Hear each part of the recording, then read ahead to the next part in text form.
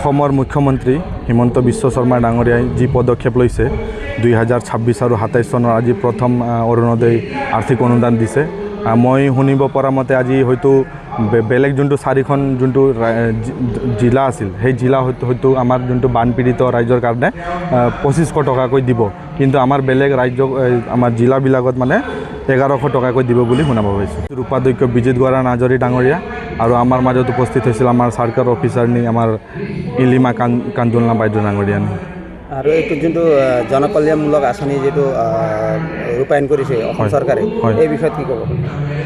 চাওক, আমাৰ অসম চৰকাৰে যোনটো আমাৰ স্পেচিয়েলি আমাৰ মহিলাৰ কাৰণে যি কৰিছে সেইটো বহুত শলাগ ল'বৰ কাৰণে, সেইটো আমি যে এটা মানে বিজেপিৰ নেতা হয় বা কোনোবা মানে এটা আমি যে জনপ্ৰতিনিধি হয় সেই বুলি নহয়, এইটো সকলো ৰাজ্যই মানে এইটো শলাগ ল'ব লাগিব।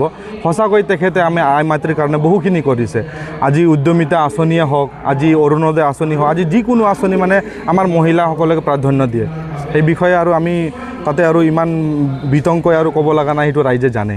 এইটো অৰুণোদয় আঁচনিটো আমাৰ অসম চৰকাৰৰ প্ৰত্যেক জিলাত যি পৰিস্থিতি আছে আমাৰ সেই BCDTতো সেম প্ৰচেছ আছে।